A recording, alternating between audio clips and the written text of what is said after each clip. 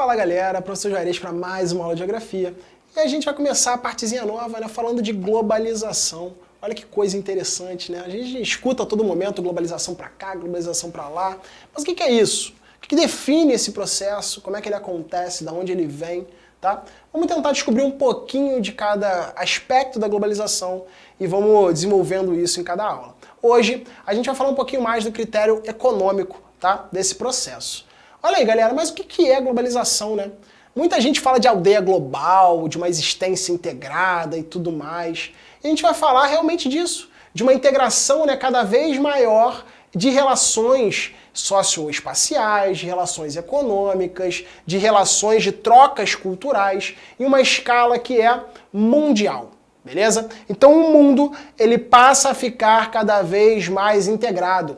E essa integração ela vai aumentando a cada dia. A globalização ela vai aumentando a cada dia. E aí você está se perguntando, pô, maneiro, integração mundial, globalização aumenta, mas por que ela aumenta a cada dia? Porque a nossa tecnologia ela está cada vez mais evoluindo. Como é que a gente começa a ter um mundo global de fato, né?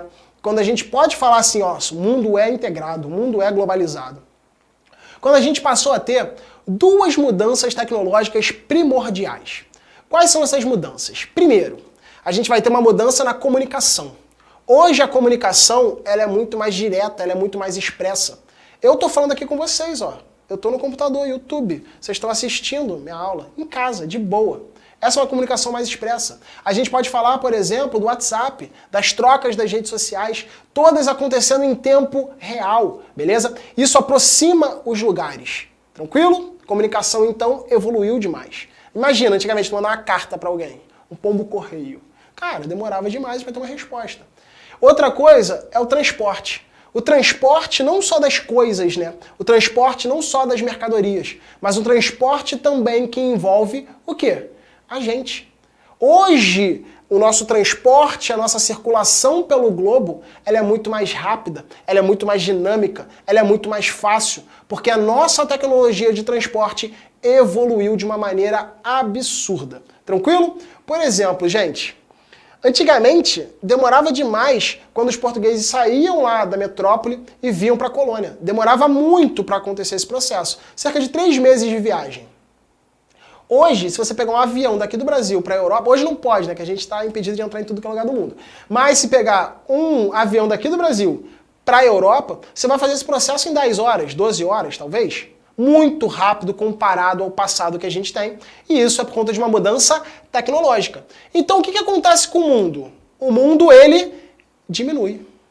Diminui fisicamente? Claro que não, né, gente? Ele diminui em relação ao tempo que a gente leva para chegar a outros espaços. Então a gente pode falar que o mundo globalizado é um mundo em que o tempo supera o espaço. Deu para entender? A nossa dinâmica temporal supera a dinâmica espacial. A Terra continua gigante, mas hoje ela parece pequena por conta da proximidade que a gente atingiu com a tecnologia. É esse cenário que a gente tem aqui, ó, de um mundo que vai cada vez mais encolhendo, se tornando cada vez menor. Tranquilidade? Suave? Tamo bonito? Vamos prosseguir. Da onde vem esse processo, galera? Ele vem principalmente da segunda metade do século XX, de um momento ali que a gente vai chamar de revolução técnico-científica informacional. Para os íntimos, terceira revolução industrial. A terceira revolução industrial, galera, ela vai produzir uma quantidade de avanços técnicos, uma quantidade de possibilidades novas que integra cada vez mais o mundo. Existem vários autores que já falam de uma mundialização desde as grandes navegações, que já falam de uma globalização vindo de um processo bem atrasado, bem antigo. Mas, de fato, a gente se torna global quando a gente passa a ter essa integração, quando a gente passa a ter o mundo onde? Na palma das nossas mãos, acesso a qualquer lugar, acesso a qualquer informação, fluxos, criando, né, uma rede gigantesca de contato entre os lugares, beleza? A gente continua tendo os lugares fixos? Continua, existem prédios ali que tem, sei lá, dados, existem prédios que tem uma série de hardware, sei lá como é que a gente vai chamar, mas a gente passa a ter ainda um monte de espaços que se integram, né, por conta desses fluxos, sejam eles populacionais, sejam eles, sim, N fluxos, diferentes fluxos acontecendo. Vou dar um exemplo disso muito louco, né? É o que a gente vive agora. A gente vive um processo que é de pandemia. E a pandemia que a gente tá, ela acontece por conta de quê? Por conta da maior integração global, por conta da maior circulação de pessoas pelo mundo, levando o vírus de um lugar para o outro, através desses sistemas de fluxos. Tranquilo? E aí, gente? E aí?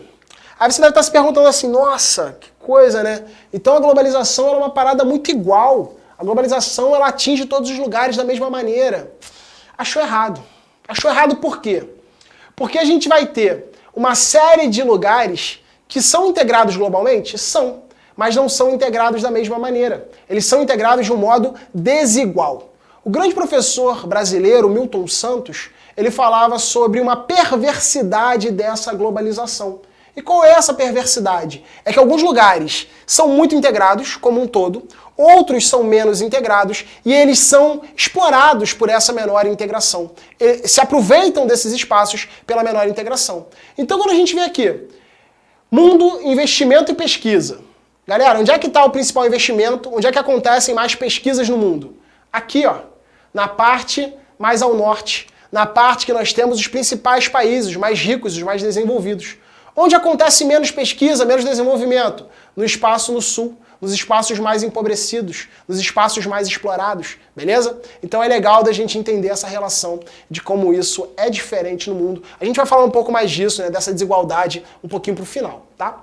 Antes disso, olha só, gente, esse mundo globalizado, que é desigual, mas é globalizado, ele vai ter o quê? Um comércio global. As marcas, elas não vendem só dentro do seu país. As marcas, elas são atualmente comercializadas internacionalmente, no mundo inteiro. Por exemplo, a câmera que está gravando essa aula que vai chegar para vocês é uma câmera da Sony. Sacou? O nosso monitor que está aqui é o monitor da Sony.